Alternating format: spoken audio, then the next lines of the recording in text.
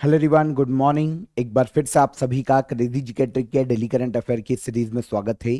शुरू करेंगे आज के सेशन को। 9 फरवरी के सभी करंट अफेयर यहां पर हम डिटेल में डिस्कस करेंगे। एंड तक सेशन को देखिए, आखिरी तक बने रहिएगा। आज थोड़ा सा फीवर है, जैसे कल मैंने आपको वीकली करंट अफेयर में भी बताया था, तो आप आराम से सुनिएगा सेशन को। आवाज बैठी हुई है तो भी आपको क्लियर समझ में आएगा अगर आप शांति से आराम से एंड तक देखेंगे तो। चलिए शुरू करेंगे। पीडीएफ और मॉक टेस्ट आपको एप्लीकेशन पर मिल जाएगा, तो एप्लीकेशन से आप इसे कलेक्ट कीजिएगा। हम आते हैं सबसे पहले क्वेश्चन की तरफ। भारत से किसे ग्लोबल टीचर प्राइज 2026 से सम्मानित किया गया है? इंडिया से ग्लोबल टीचर प्राइज 2026 दिया गया रुबल नेगी को। आंसर हो जाएगा आंसर बी। रुबल नेगी की बात करें तो ये एक इंडियन है, इंडियन टीचर और सोशल एक्टिविस्ट। इनको 2026 में ग्लोबल टीचर प्राइज 2026 हाल ही में दिया गया, वर्ल्ड गवर्नमेंट समिट दुबई में जो आयोजित किया गया था यहां पर। देखिए, अवार्ड जो है ना वो एक एनजीओ के द्वारा दिया जाता है जिसका नाम है वारकरी फाउंडेशन। अब देखिए, वारकरी फाउंडेशन जो है वो एजुकेशन के लिए काम करने वाली संस्था है। अब इसी के द्वारा दिया जाने वाला ग्लोबल टीचर अवार्ड या प्राइज की प्राइज मनी 1 मिलियन अमेरिकी डॉलर है। रुबल नेगी इस पुरस्कार की 10वीं विनर बनी है। उन्होंने पूरे भारत में, स्पेशली इंडिया की जो झुग्गियां हैं वहां पर, मुंबई में जो धारावी है वहां पर एजुकेशन के लिए काफी काम किया है और 800 से अधिक शिक्षा केंद्रों की स्थापना की है भारत के अलग अलग क्षेत्रों में। रुबल नेगी एक प्रसिद्ध कलाकार है। झुग्गियों की दीवार पर उन्होंने एजुकेशन से रिलेटेड काफी सारी चीजें जो मतलब लिखवाते हैं, पेंट करवाते हैं, ताकि बच्चों में लिटरेसी बढ़े, मैथमेटिक्स साइंस के प्रति जिज्ञासा बढ़े। तो इन सभी विषय को अलग अलग तरीके से सिखाती है और इसीलिए इनको यह अवार्ड दिया गया। इनका एक इनिशिएटिव बहुत फेमस है जिसे कहा जाता है मिसल मुंबई इनिशिएटिव। इसके तहत इन्होंने 1.5 लाख से अधिक घरों की मरम्मत की है, उन्हें पेंट किया है और साथ ही साथ एजुकेशन के लिए भी काम किया है। ठीक है, इन्हीं के प्रयासों से 10 लाख से ज्यादा बच्चे फॉर्मल एजुकेशन सिस्टम से अभी तक जुड़ चुके हैं। नॉर्मली अवार्ड वारकरी फाउंडेशन के द्वारा दिया जाता है, लेकिन यूनेस्को के सहयोग से।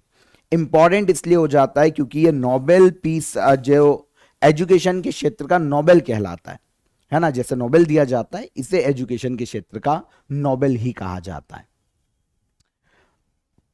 जन्म 1980 में हुआ था नेगी का। जम्मू कश्मीर से ये संबंधित है। द स्लम क्वीन नाम की एक बुक इन्होंने लिखी है जो कि काफी फेमस है।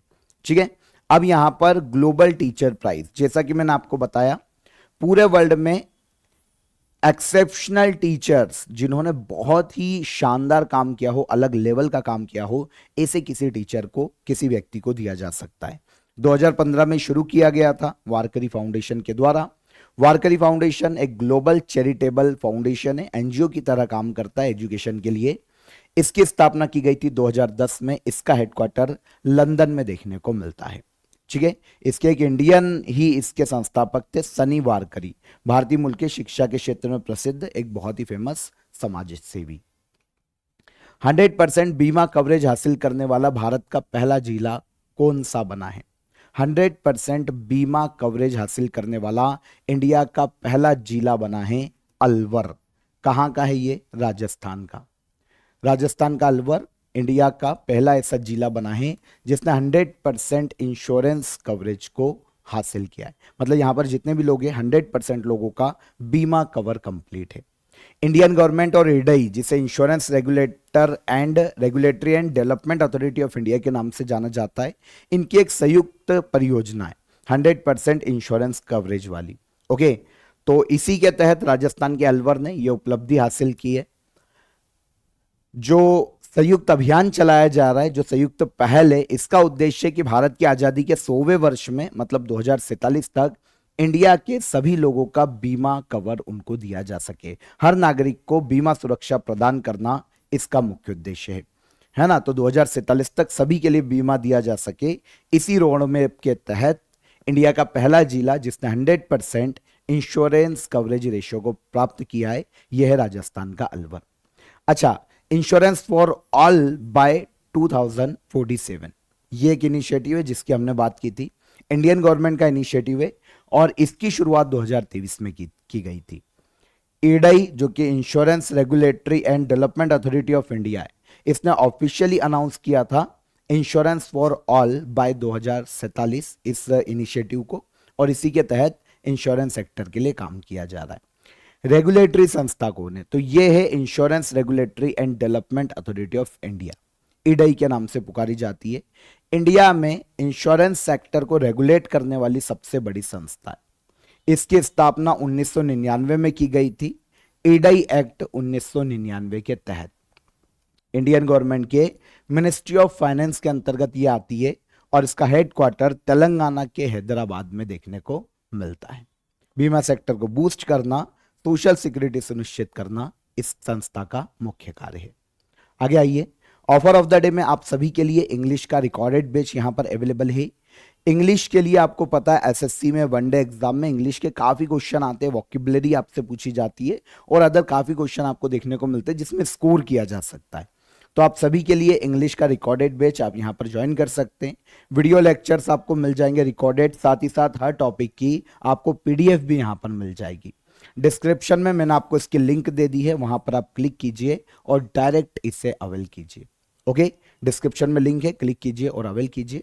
और कोई भी आपको क्वेरी है, कोई भी आपका हर्डल आता है तो आप हेल्पलाइन नंबर पर कॉल भी कर सकते हैं।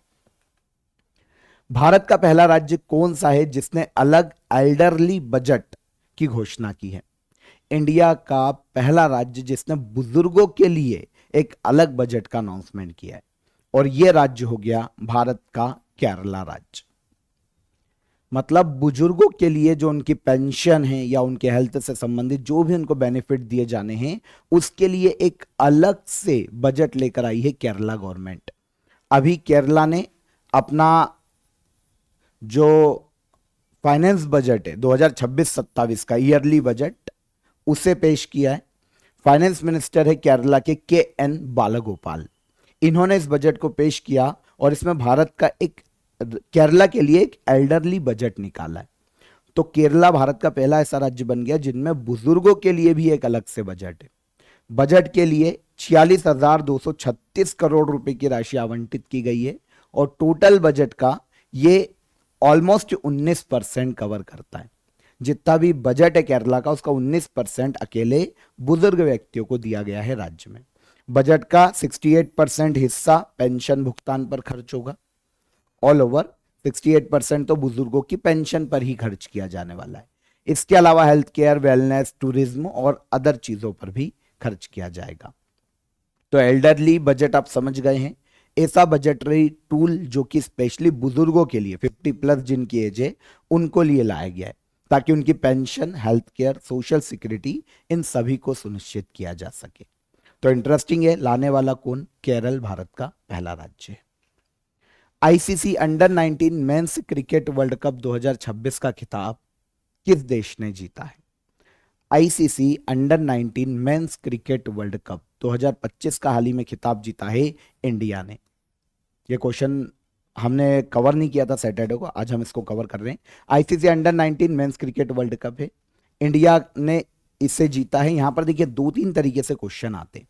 पहला ये कि आयोजन कहां किया गया इस वर्ल्ड कप का, तो संयुक्त रूप से 2 देशों में इसका आयोजन किया गया था, जिम्बाब्वे और नामीबिया, 15 जनवरी से लेकर 6 फरवरी तक, जिम्बाब्वे और नामीबिया में।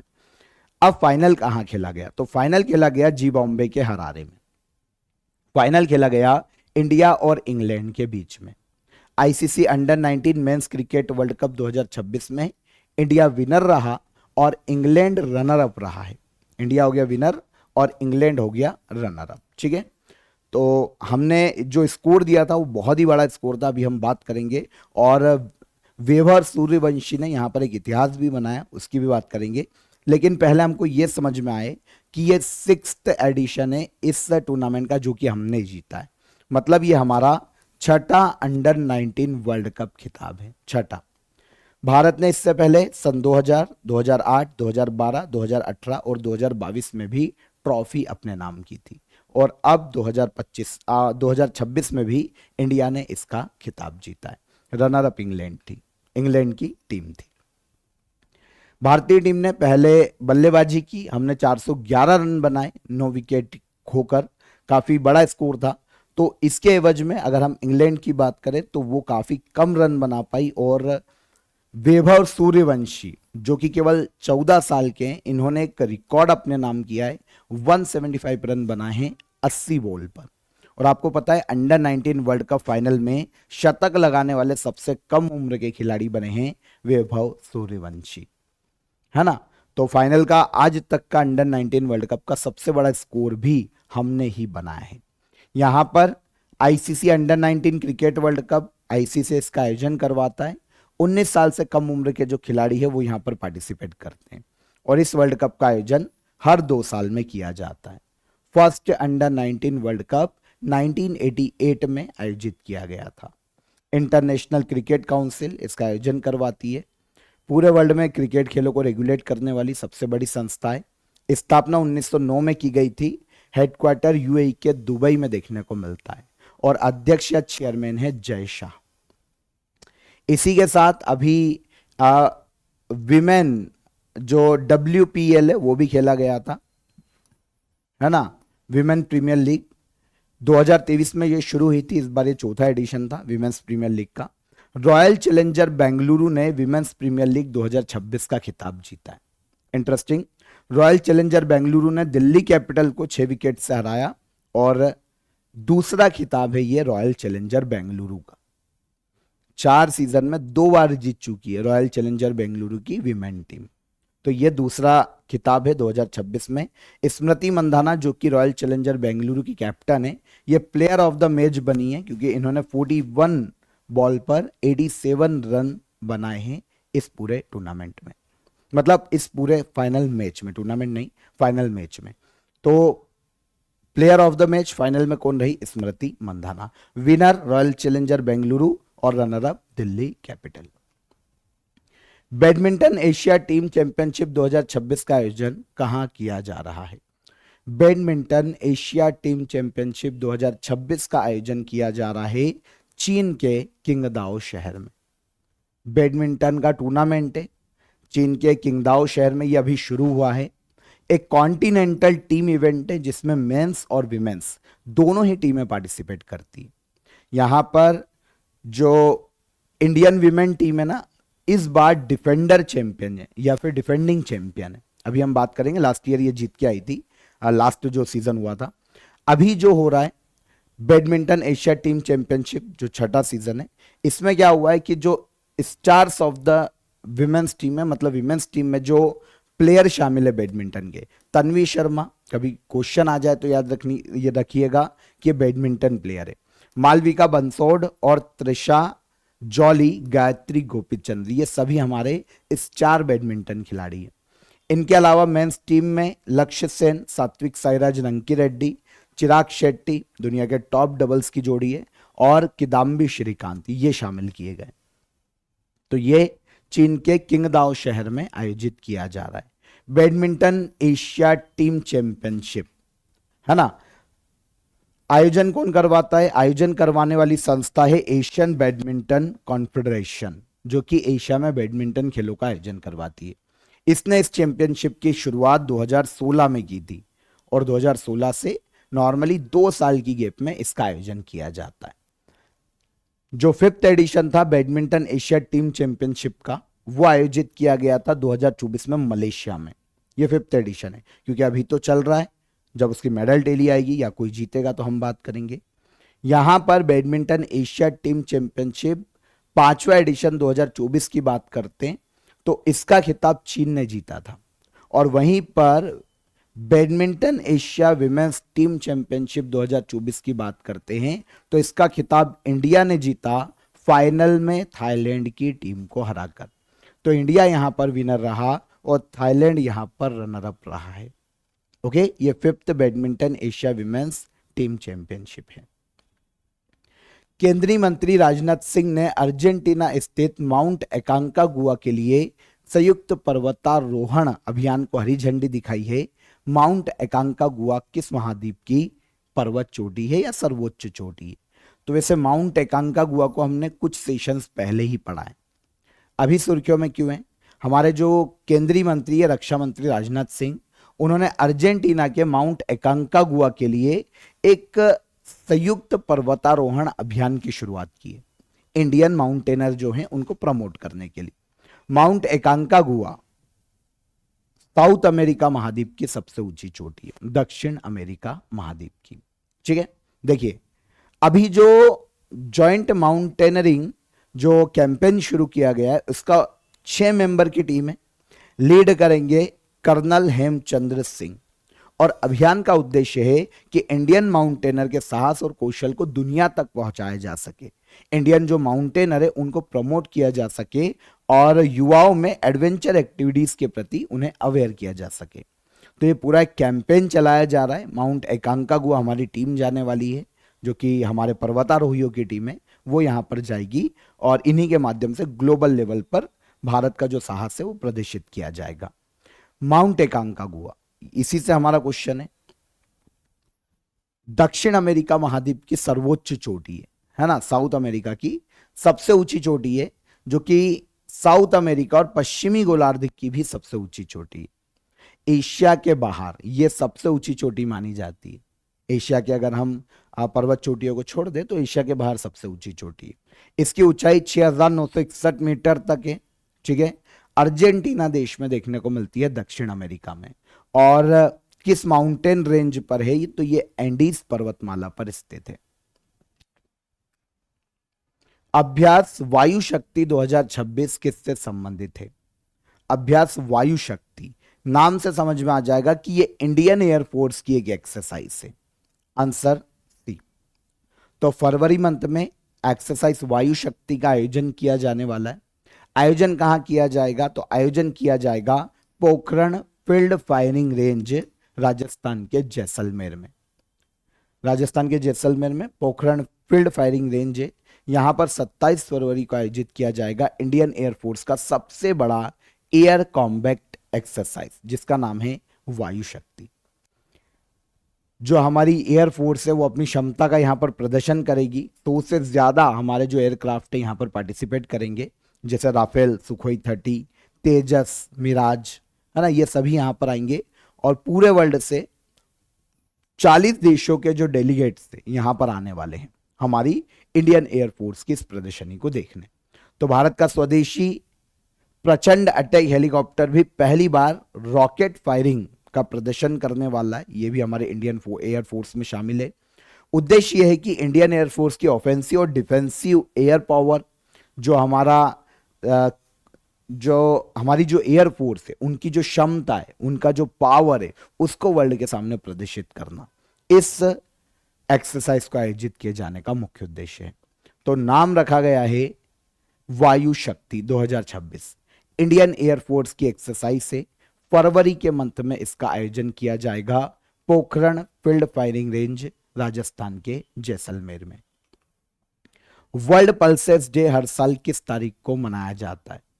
वर्ल्ड पल्सेस डे यह हर साल मनाया जाता है पूरे वर्ल्ड में 10 फरवरी को। ठीक है, दलहन, विश्व दलहन दिवस है, 10 फरवरी को यह हर साल मनाया जाता है। पूरे वर्ल्ड में दलहन फसलों के प्रति लोगों को जागरूक करना, जितने भी लोग हैं उन्हें बताना कि पल्सेस जो हैं वो न्यूट्रिशन का बहुत बड़ा सोर्स है। फूड सेफ्टी और इन्वायरमेंटल बेनिफिट जो हैं दलहन की फसलों से, इनको उजागर करना, इसके प्रति लोगों को अवेयर करना और स्पेशली दालों का महत्व बताना सभी लोगों को, ये उद्देश्य है वर्ल्ड पल्सेस डे को मनाए जाने का। 2026 में pulses of the world from modesty to excellence, यह थीम रखी गई है वर्ल्ड पल्सेस डे की। कब मनाया जाता है? 10 फरवरी को हर साल मनाया जाता है। पल्सेस जो है ना, फलीदार पौधों के सीड्स होते हैं, नॉर्मली मुख्य रूप से भोजन के लिए उगाए जाते हैं, आपको पता है ये नॉर्मल सी चीजें हैं। और अलग अलग तरीके की पल्सेस देखने को मिलती है, जैसे ड्राई बीन्स की बात करते हैं तो राजमा, काली बीन्स, पिंटो बीन्स, ये ड्राई बीन्स है। इसके अलावा मसूर, मूंग, तुअर, लेंटिल्स, पीस की बात करें तो चना और हरे मटर, है ना, ये पीस कहलाते हैं। अन्य में चोली, मोठ और बीन्स अलग अलग तरीके की भी आती है। तो ये सभी तरीके की अलग अलग दलहनी फसलें। ऑल ओवर दलहनी फसलों को प्रमोट करने के लिए काफी सारी स्कीम्स भारत सरकार की भी है। यूनाइटेड नेशन ने दलहनी फसलों को प्रमोट करने के लिए 2016 को इंटरनेशनल ईयर ऑफ पल्सेस घोषित किया था। International year of pulses 2016। इसके बाद 2019 में 10 फरवरी को इन्होंने अनाउंस किया कि वर्ल्ड पल्सेस डे मनाया जाएगा। तो 2019 से हर साल वर्ल्ड पल्सेस डे मनाया जाता है 10 फरवरी को। ओके, और साथ ही साथ 10 फरवरी को ही international day of the Arabian leopard के रूप में भी ऑब्जर्व किया जाता है। तो ये दोनों ही यूनाइटेड नेशन के डे है, तो याद रखिएगा वर्ल्ड पल्सेस डे 10 फरवरी और second international day of the Arabian leopard, ये भी 10 फरवरी को मनाया जाता है। प्लास्ट इंडिया 2026 प्रदर्शनी का आयोजन कहां किया जा रहा है? प्लास्ट इंडिया 2026 इस प्रदर्शनी का आयोजन किया जा रहा है हाल ही में भारत की राजधानी नई दिल्ली में। नई दिल्ली का जो भारत मंडपम है, इसमें आयोजित किया जाएगा प्लास्ट इंडिया 2026 प्रदर्शनी को। तो आंसर ले लें, आंसर हो जाएगा नई दिल्ली। अच्छा, है क्या प्लास्ट इंडिया में किया क्या जाएगा? तो देखिए, प्रदर्शनी 5 से लेकर 10 फरवरी तक आयोजित की जा रही है। अभी ये चल रही है, कल खत्म हो जाएगी नई दिल्ली में। आत्मनिर्भर भारत और विकसित भारत के दृष्टिकोण के अनुरूप इसकी थीम रखी गई है प्लास्टिक, है ना। 2000 से अधिक इंटरनेशनल एग्जीबिटर्स यहां पर भाग ले रहे हैं। प्रदर्शनी में अलग अलग क्षेत्रों में प्लास्टिक की महत्वपूर्ण भूमिका जो है उसके बारे में यहां पर बातचीत की जा रही है, और स्पेशली इन सभी को अलग अलग फॉर्म के माध्यम से, अलग अलग प्रदर्शनी के माध्यम से बताया जा रहा है। जैसे प्रदर्शनी में agriculture, health care, water management, transportation, इन सभी क्षेत्रों में प्लास्टिक की क्या भूमिका है, इन सभी को प्रदर्शनी के माध्यम से बताया जाएगा। थीम भी रखी गई है। मैं आपको बार बार कहता हूं कि नॉर्मली किसी कॉन्फ्रेंस की थीम नहीं पूछी जाती है, फिर भी इसकी छोटी है, भारत नेक्स्ट इसकी थीम रखी गई है। आयोजन करने वाली संस्था कौन है? Department of chemicals and petrochemicals, ministry of commerce and industry और एमएसएमई इंडस्ट्री। ये तीन मिलकर इस प्रदर्शन का आयोजन करवा रहे हैं, ठीक है ना। इनके सहयोग से आयोजन किया जा रहा है, और ये इंपॉर्टेंट इसलिए हो जाती है क्योंकि दुनिया का सबसे बड़ा प्लास्टिक एग्जीबिशन है जो कि नई दिल्ली में आयोजित किया जा रहा है। प्लास्ट इंडिया के नाम से दुनिया की सबसे बड़ी प्लास्टिक एग्जीबिशन है। 1987 में इसकी शुरुआत की गई थी।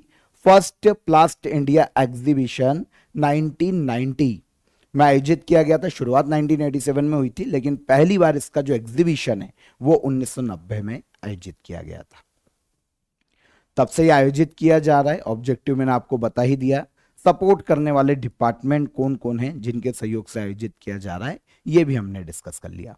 Department of chemical and petrochemical, ministry of commerce and industry और एमएसएमई मिनिस्ट्री, ठीक है।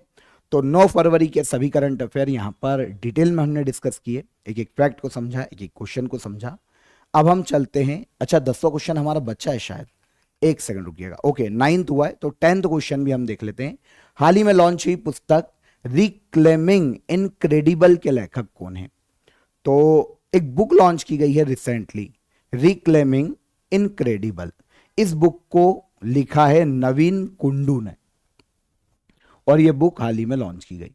नवीन कुंडू की बुक है, ठीक है। एक बहुत ही फेमस टूरिज्म प्रोफेशनल्स हैं, मतलब 35 वर्ष से ज्यादा का अनुभव है भारत के टूरिज्म, ट्रेवल और हॉस्पिटलिटी में। एक्सपर्ट माने जाते हैं इस क्षेत्र के। कौन है? नवीन कुंडू, ठीक है। तो इनकी एक बुक को रिलीज किया गया जिसका नाम है reclaiming incredible, a blueprint of India tourism unclaimed throne. ये पूरा बुक का नाम है। अगर हम पहले नवीन कुंडू की बात करें तो ये भारत में एक तो टूरिज्म फ्यूचर एआई के संस्थापक है और एबिक्स केश ट्रेवल ग्रुप के प्रबंध निदेशक के रूप में भी कार्यरत है। काफी अनुभव है, 30 साल से ज्यादा से 35 साल से ज्यादा से इस क्षेत्र में काम कर रहे हैं। और इन्होंने जो बुक लिखी है, अच्छा इनको एक उपाधि भी दी जाती है, इन्हें कहा जाता है मिस्टर माइसमैन। माइसमैन वो व्यक्ति जो कि कॉर्पोरेट टूरिज्म को बढ़ावा देने के लिए काम करते हैं, है ना। कॉन्फ्रेंस आयोजित करवाते हैं, भारत को ग्लोबल बिजनेस डेस्टिनेशन बनाने में जो मदद कर रहे हैं, उन्हें एक उपाधि दी गई है, इसीलिए मिस्टर माइसमैन की।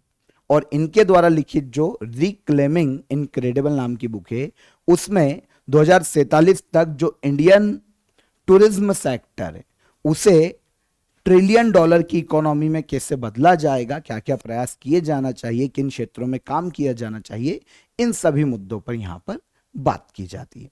तो इस बुक में इन सभी मुद्दों पर इन्होंने लिखा है। तो रिक्लेमिंग इनक्रेडिबल बुक किसकी है? तो ये नवीन कुंडू की बुक है, याद रहेगा, ठीक है। तो 9 फरवरी के सभी करंट अफेयर यहां पर हमने डिटेल में डिस्कस कर लिए। अब हम आते हैं लास्ट डे के करंट अफेयर के रिवीजन पर। देखें, एशियाई शूटिंग चैंपियनशिप 2026 का आयोजन कहां किया जा रहा है? तो एशियाई शूटिंग चैंपियनशिप 2026 का आयोजन किया जा रहा है नई दिल्ली में। भारत की पहली LNG diesel dual fuel demo train किस स्थान पर संचालित की गई है? तो इसका संचालन किया गया है गुजरात के अहमदाबाद। वर्ल्ड गवर्नमेंट समिट 2026 का आयोजन कहां किया गया? तो इसका आयोजन किया गया कहां पर? वर्ल्ड गवर्नमेंट समिट है तो आयोजन किया गया यूएई के दुबई में। दुनिया का पहला प्राइवेट स्पेस स्टेशन हेवन-1 किस देश की प्राइवेट कंपनी वास्ट स्पेस द्वारा विकसित किया जा रहा है? तो इसे यूएसए के द्वारा विकसित किया जा रहा है। केंद्रीय मंत्री अमित शाह ने भारत के पहले सहकारी समिति आधारित राइड हेलिंग प्लेटफॉर्म का शुभारंभ किया। इस प्लेटफॉर्म का नाम क्या है? तो भारत टैक्सी इसका नाम है। भारत ने BRICS centre for industrial competencies पहल को औपचारिक रूप से ज्वाइन किया है। ब्रिक्स की स्थापना कब की गई थी? तो यह की गई थी 2009 में। आंद्रे बेटेल जिनका हाल ही में निधन हुआ, किस क्षेत्र के लिए इन्हें जाना जाता है? तो इन्हें जाना जाता है सोशियोलॉजी के क्षेत्र में। फरवरी 2026 में किस देश ने 16 वर्ष से कम उम्र के बच्चों के लिए सोशल मीडिया पर राष्ट्रीय स्तर पर प्रतिबंध लगाया है? तो यह देश हो जाता है स्पेन। पंचायत एडवांसमेंट इंडेक्स 2.0 में किस राज्य ने शीर्ष स्थान हासिल किया है? तो यह राज्य हो जाता है कौन? यह हो जाता है भारत का त्रिपुरा राज्य। भारत की पहली AI इनेबल्ड यूनिवर्सिटी कौन सी है? तो यह है चौधरी चरण सिंह यूनिवर्सिटी। Answer C. ये सारे करंट अफेयर कल के सेशन के हमने रिवाइज कर लिए। अब क्वेश्चन ऑफ द डे का आंसर। भारतीय राष्ट्र कांग्रेस ने किस वर्ष संविधान सभा के गठन की मांग की थी? ऑपरेशन सिंदूर, इसका आंसर है हमारा 1935। ठीक है, पहला क्वेश्चन है भारतीय राष्ट्र कांग्रेस ने किस वर्ष संविधान सभा के गठन की मांग की थी? 1935। ऑपरेशन सिंदूर कब लॉन्च किया गया था? 2025। और हर्षवर्धन की मृत्यु के लगभग 75 वर्ष बाद किस शासक ने कन्नौज की सत्ता संभाली? तो यह है यशोवर्मन। ये तीनों क्वेश्चन के हमारे आंसर। अब आज के क्वेश्चन ऑफ द डे। संवैधानिक उपचारों का अधिकार किस आर्टिकल में वर्णित है? सेकेंड, रावी नदी का ऋग्वेदिक नाम क्या है? और थर्ड, इंग्लिश चैनल किन दो देशों को अलग करता है? इजी था सेशन, थोड़ा सा आवाज में प्रॉब्लम था तो आपको भी थोड़ी प्रॉब्लम आई होगी, पर आई होप आपको समझ में आया होगा सेशन। कमेंट में आंसर कीजिएगा तीनों क्वेश्चन के। वीडियो पसंद आया हो, सेशन पसंद आया हो तो लाइक और शेयर करके जाइए, और चैनल पर पहली बार आए हो तो चैनल को सब्सक्राइब कर लो। कल फिर मुलाकात करेंगे नेक्स्ट डे के करंट अफेयर में। तब तक ख्याल रखिए अपना। जय हिंद, जय भारत।